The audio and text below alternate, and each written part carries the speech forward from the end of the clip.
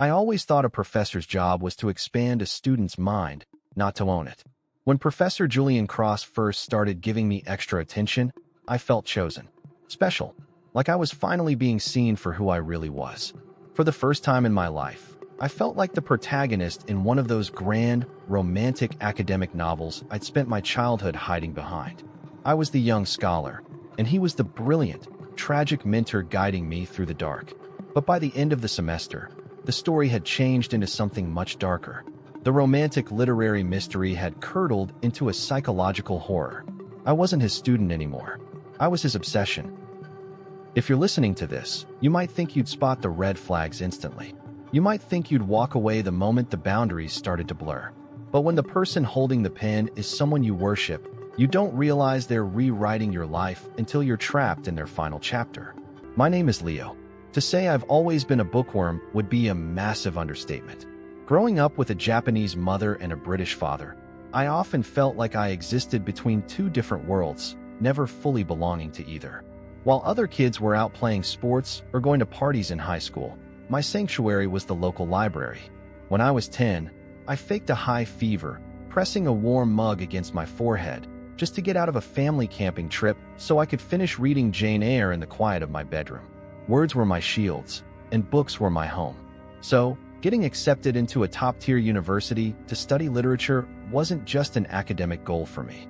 It felt like my destiny. It was the moment my real life was finally going to start. I arrived on campus as a wide-eyed freshman, a blank page, eager to be filled with every piece of knowledge I could find. That's how I ended up in Professor Julian Kross's modernist poetry class. The course was legendary in the English department, a sort of trial by fire. And Professor Kross himself was a campus enigma. He was in his late 30s, mixed race like me, with an intimidatingly long list of international publications and a reputation for being fiercely, almost ruthlessly brilliant. He didn't just teach poetry, he performed it. He spoke with a quiet, intense passion that was nothing short of infectious. In a lecture hall packed with over 100 students, he had this incredible, almost hypnotic ability to look right at you and make you feel like he was speaking to you alone. We were all terrified of him, but we were also completely under his spell. Especially me. One dreary Tuesday afternoon, after a grueling lecture on post-war disillusionment, I worked up the courage to stay behind. My heart was hammering against my ribs, loud enough that I was sure he could hear it. I wanted to ask him about a specific line in T.S. Eliot's The Waste Land. I will show you fear in a handful of dust. I was expecting a quick, polite brush-off. A busy professor doesn't have time for a nervous freshman. But as I approached his desk, he paused. He looked up, and his entire demeanor changed. Those sharp, critical eyes behind his thin glasses softened, focusing entirely on me. He took off his glasses, set them on a stack of essays, and leaned against the edge of his desk. The gesture felt both casual and intensely personal. "That's a very astute question, Leo," he said. His voice was lower now, richer than the projected tone he used in his lectures. Most students just glide right over the metaphysical terror in that subtlety. They see the dust, but they don't feel the fear. We ended up talking for almost half an hour. The autumn afternoon light faded to gray outside the tall Gothic windows, casting long shadows across the empty desks, but neither of us moved. He spoke to me not as a professor to a student, but as an equal. We talked about Eliot's personal crises, the fragmentation of the modern soul, and how poetry was the only honest way to piece a broken world back together. It was breathtaking. My mind was buzzing, electrified. As I finally began gathering my books to leave, embarrassed that I had taken up so much of his time, he stopped me. "You have a truly analytical mind, Leo," he said, his voice dropping an octave. "A rare sensibility. Don't let this place dull it." I'm not exaggerating when I say I practically floated out of that room. Someone I admired that much, someone so brilliant and untouchable, thought I was smart. He thought I was special. After that afternoon, everything changed. It was as if a switch had been flipped. In a class of 100 students, he suddenly knew my name. He started calling on me constantly, using my comments as the foundation for the entire class discussion. "Leo's point about the objective correlative is precisely what we need to consider," he'd announce, turning the gaze of the entire room toward me. He even began reading excerpts from my weekly essays out loud to the class. This, everyone, is how you build an argument. Notice the control of language, the confidence. I could feel my face flush with a mixture of intense embarrassment and overwhelming pride. I was beaming. I felt visible for the first time in my life. My friends, Lucas and Soren, started teasing me relentlessly. "You're totally the professor's pet, Leo," Lucas joked over lunch, snagging a piece of my gyoza. "Honestly, I think he looks at you like you're the only person in the room." Soren, who was always more observant, chimed in, adjusting his sweater. "Careful, Leo. He's going to have a little shrine to you in his office soon if you keep writing those thesis-level essays." I'd roll my eyes, blushing, and protest that it was just professional mentorship. But secretly, I loved every second of it. It felt like tangible validation for a lifetime of quiet reading, a sign that I belonged in this academic world. The mentorship quickly escalated. Professor Kross started emailing me links to obscure literary journals, scanned chapters of rare books, and draft translations he was working on, things far beyond the scope of the undergraduate syllabus. He would sign off his emails with, "To your brilliant mind, JK." It all felt so sophisticated, so perfectly academic. He was my mentor, and I was his star pupil, the chosen one, or so I desperately wanted to believe. The shift was so gradual, I almost didn't notice it. It was like the slow turning of a page in a book. By the time you realize the tone of the chapter has changed, you're already deep in a different, darker story. The boundaries of our student-teacher relationship didn't shatter overnight. They blurred, slowly, and then all at once. It began with a small, seemingly trivial comment about my personal life. During a weekly visit to his office to discuss a paper on Yeats, I casually mentioned that I had to leave a bit early because I was excited to attend Lucas's birthday party that weekend. I expected a simple "have fun" or a nod. Instead, Professor Kross's warm expression tightened. The change was momentary, a flash of coldness, but it was there. He slowly took off his glasses and began cleaning them with a microfiber cloth, his eyes fixed on the desk. "A mind like yours is a rare and delicate instrument, Leo," he said, his tone heavy and serious.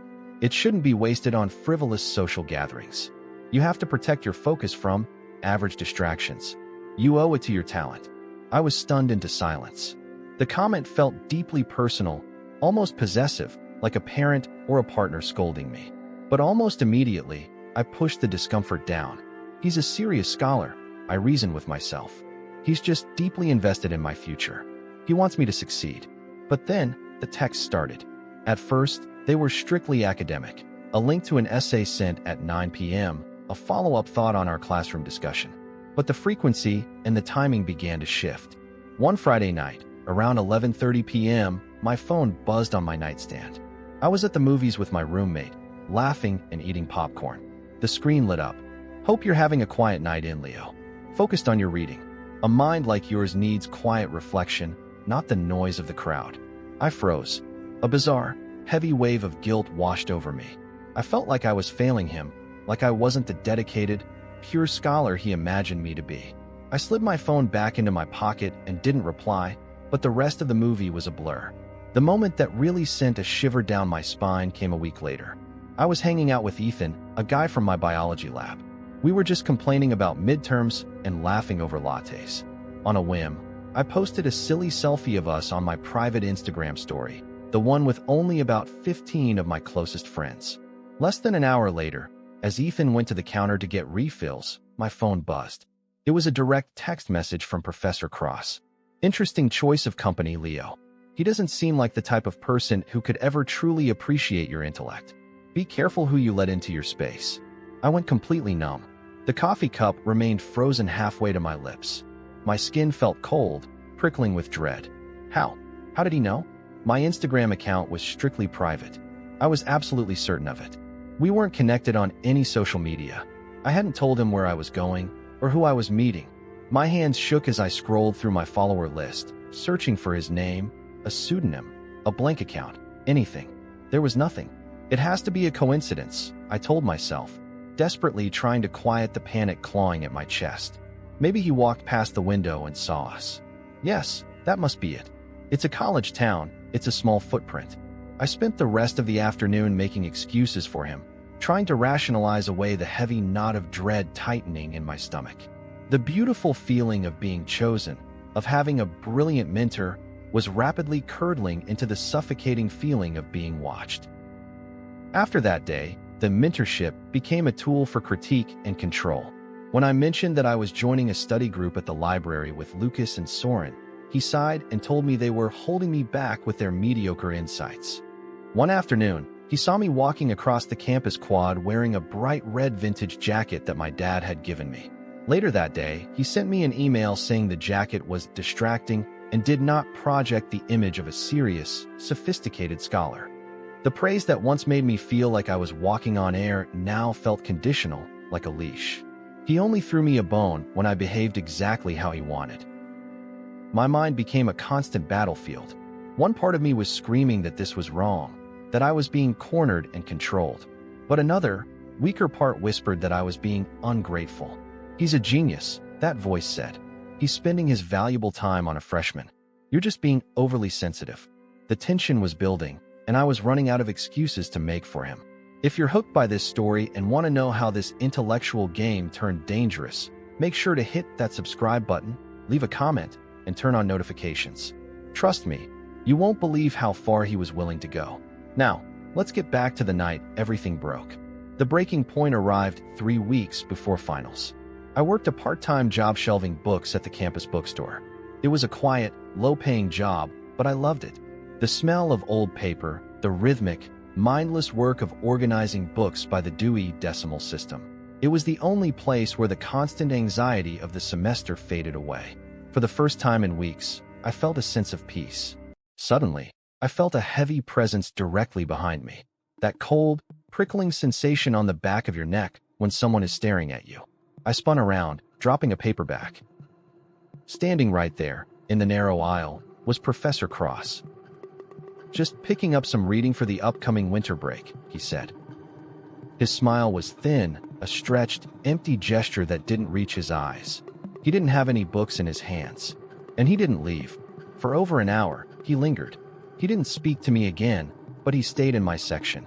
He would wander up and down the aisles, pretending to browse the spines, but every single time I looked up from the register or finished helping a student, his eyes were fixed on me. It was a deliberate display of presence. He wanted me to know that he could find me anywhere, that my safe spaces weren't safe from him. It wasn't academic guidance. It wasn't mentorship. It was pure surveillance. I went back to my dorm room that night, locked the door, slid down against it, and finally admitted the truth to myself. I was terrified. The semester was almost over. I just had to get through my final exams, hand in my poetry portfolio, and then I would be free. I could choose a different advisor. I could avoid his classes. I clung to that thought like a life raft in a stormy sea. On the last day of classes, I walked out of my final exam feeling a massive, overwhelming wave of relief. The air was crisp and cold, but for the first time in months, my chest felt light. To celebrate, I met up with Lucas and Soren at a noodle shop near campus. We laughed, talked about our winter break plans, and I actually felt like a normal 19-year-old boy again. The shadow had lifted, or so I thought. That evening, just as I was unpacking my bags for the trip home, my laptop chimed. An email had just landed in my university inbox. The sender, Julian Kross. The subject line, "Our Future." My stomach dropped to the floor. My fingers trembled so violently I could barely track the trackpad. I clicked it open. It was a long, rambling, and deeply unsettling confession. He wrote about our profound, predestined intellectual and spiritual connection. He wrote that the end of the semester did not mean the end of us. He saw me not just as a student, but as his muse, his partner, his counterpart. And then, I read a sentence that made my stomach heave. "I have molded you, Leo. I have cultivated your mind from a raw, unpolished stone into a beautiful gem, and it has blossomed under my exclusive care. You belong in my world, not among the ordinary." Then came the ultimatum. "I will be waiting for you at the Daily Grind Cafe tonight at 7 p.m. We can finally speak freely, without the suffocating constraints of the university. Don't disappoint me, Leo. I have invested far too much of myself in you to let you drift away. Don't disappoint me. I've invested too much."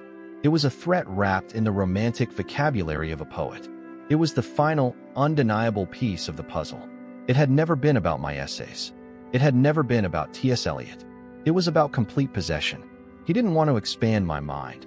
He wanted to trap it in a cage of his own making. Staring at that email, something inside me just snapped. The fear was still there, a cold, oily pool in my gut, but a white-hot anger suddenly rushed through me, burning it away. I was done being his project. I was done being his muse. I was done being his quiet, obedient student. There was no way in hell I was going to that cafe. Instead of running, I called Lucas and Soren. Within 10 minutes, they were in my dorm room. I showed them the email, my voice shaking as I read the words aloud. Lucas's usual playful smile vanished, his jaw dropping in shock. Soren stared at the screen, his face turning incredibly pale and furious. "Leo, this is criminal," Soren said, his voice deadly quiet. "This isn't a misunderstanding. This is evidence. You have to report him. Right now." Hearing their horrified reactions shattered the last lingering doubts in my head. I wasn't being dramatic. I wasn't being sensitive. I was being harassed by a predator in a position of trust. With Lucas and Soren sitting on either side of me, providing a protective wall, I took a deep breath and forwarded the email. I sent it to the head of the English department. I sent it to the university's Title IX coordinator. Then, we spent the next 2 hours compiling a master document. We attached screenshots of every late-night text, every inappropriate comment, every boundary-crossing email, and a detailed timeline of his behavior, the bookstore surveillance, the comments about my friends, my clothes, everything. With a final, heavy click, I sent the file. Then, I blocked his number. I blocked his email. I blocked every account he could possibly use to reach me. I was cutting the cord. The university launched an immediate, formal investigation. I won't lie to you. It was a grueling, exhausting, and humiliating process. I had to sit in cold offices and recount every uncomfortable comment, explaining why a text at midnight made me feel unsafe. But during my second interview, the Title IX coordinator told me something that made all the stress worth it. I wasn't the first male student Professor Kross had done this to. There had been others before me, but those students had been too terrified of his power, too afraid of ruin, or had lacked the hard, written proof. My paper trail, the email where he claimed he molded me and demanded a private meeting, was the silver bullet. Professor Kross was suspended immediately, and by the start of the next semester, he was officially fired. He quietly packed his things and left town, his academic reputation in ruins. It took a long time for me to stop looking over my shoulder. For months, if I saw a tall man in a gray tweed jacket from a distance, my heart would leap into my throat. But with the unwavering support of my friends, my family, and a great therapist, I healed. I learned a lesson that was far more important than any line of poetry. Attention is not always a compliment. Sometimes it is a warning. Flattery can be a very elegant weapon. When someone tells you they see your infinite potential, be careful. Sometimes they aren't describing your future, they're describing the dimensions of the cage they want to build for you. Trust your gut. If someone in power makes you feel confused, small, or scared, they have crossed a line.